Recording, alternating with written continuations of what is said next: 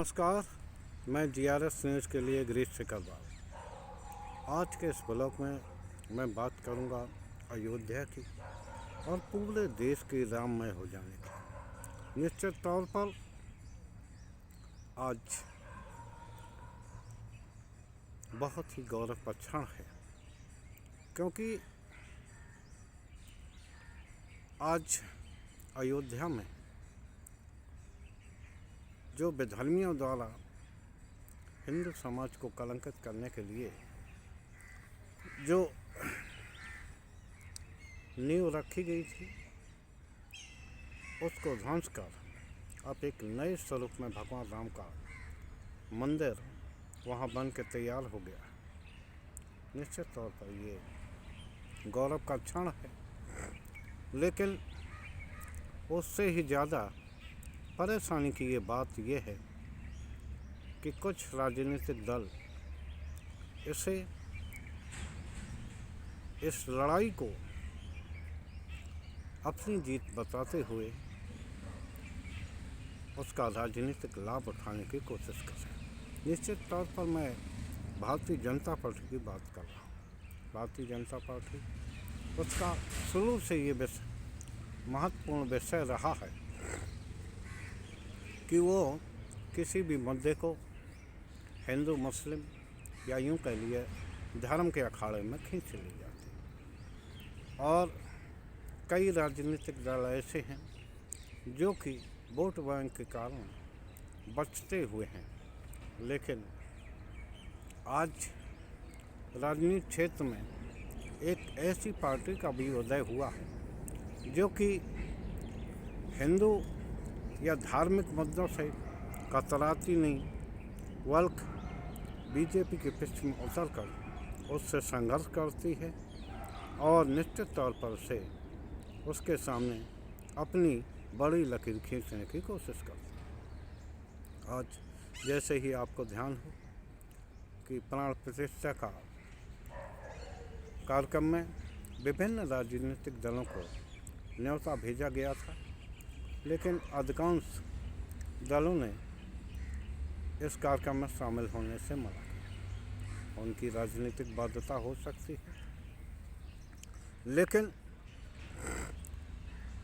समाज की ऐसी मान्यता है और ज़्यादातर समाज इस बात के पक्ष में है कि अयोध्या में अगर भगवान श्री राम का मंदिर नहीं होगा तो आखिर कहाँ होगा।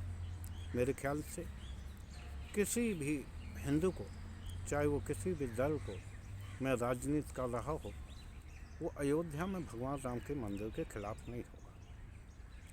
लेकिन जिस प्रकार भारतीय जनता पार्टी धर्म के आधार पर समाज में विभाजन करा रही है और राम मंदिर बनने का श्रेय खुद लेने की कोशिश कर रही है, उसकी ही सिर्फ आलोचना हो रही।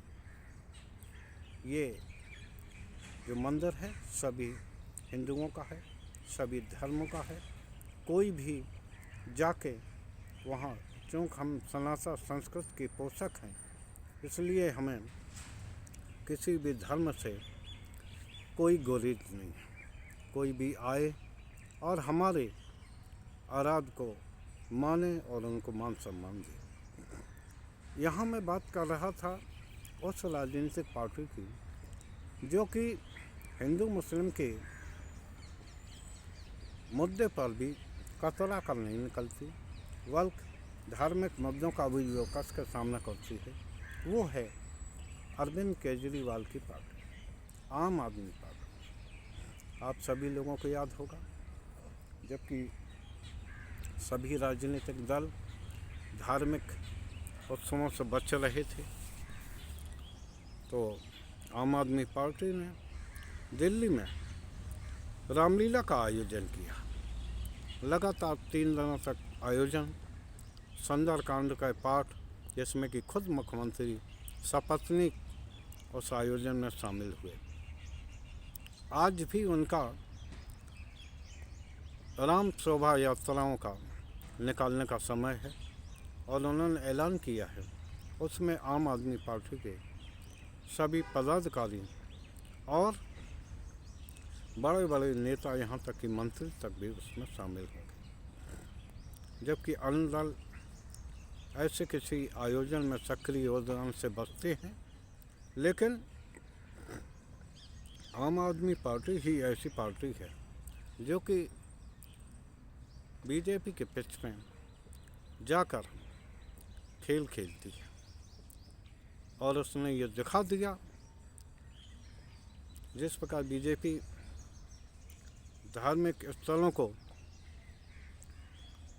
अपने राजनीति के लिए इस्तेमाल करना चाहती है, तो आम आदमी पार्टी ने भी उन जगहों पर तीर्थ यात्रा कराकर हिंदू समाज के एक बहुत बड़े वर्ग में खुद को स्थापित करने का प्रयास किया। वो भी जगह जगह भंडारे करा रहे। दिल्ली में इस बात की सूचना है कि इतने भंडारे की हो रहे हैं कि हलवाइयों तक का अकाल पड़ गया। कुछ लोग, जैसा कि पहले समाज में होता था कि आपसी सहयोग से ही खाना बना के लोगों को वितरित करते थे, वो स्थिति आ गई। निश्चित तौर पर भगवान का राम का मंदिर बने, लेकिन भगवान राम का राजनीति के लिए इस्तेमाल नहीं होना चाहिए। मैं खुद इस बात के खिलाफ हूँ। लेकिन भगवान के नाम से अपने वोट बैंक के कारण उन आयोजनों में शामिल न होना या उस तरह के कार्यक्रम में परहेज करना निश्चित तौर पर गलत है। वित्त मंत्री निर्मला सीतारमण ने आरोप लगाया कि तमिलनाडु में जो डीएमके पार्टी है वह धार्मिक कार्यों में अड़ंगे डाल रही है, यहाँ तक कि सजीव प्रसारण और भंडारों पर पाबंदी लगाने और सुंदरकांड पर पाबंदी लगाने की बात कही है। निश्चित तौर पर तमिलनाडु सरकार को धार्मिक आयोजनों में आ रही अड़ंगेबाजी से बचना चाहिए, क्योंकि उनको भी जो लोग वोट दे रहे हैं, ये अलग बात है कि वहाँ की राजनीति अलग है, लेकिन हिंदू समाज का एक बहुत बड़ा तबका उनको मत देता है, समर्थन देता है। इस तरह से धार्मिक कार्यों का विरोध निश्चित तौर पर इन राजनीतिक दलों के लिए खतरनाक साबित होने वाला है।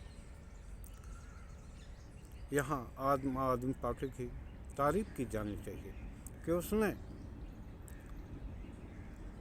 बिना धार्मिक कार्यों का विरोध किए बिना खुद उन कार्यक्रमों का आयोजन कर न सिर्फ बड़ी लकीर खींची, बल्कि बीजेपी के कार्यक्रमों से ज़्यादा कार्यक्रमों का आयोजन करा के दिल्ली में राजनीतिक बढ़त ले ली है। आज रामलीलाओं का आयोजन हो रहा है, तमाम सांस्कृतिक कार्यक्रमों का प्रसारण किया जा रहा है, उनके कार्यक्रमों में भी भगवान राम के चित्र और तीर्थ स्थलों के चित्र लगे हैं।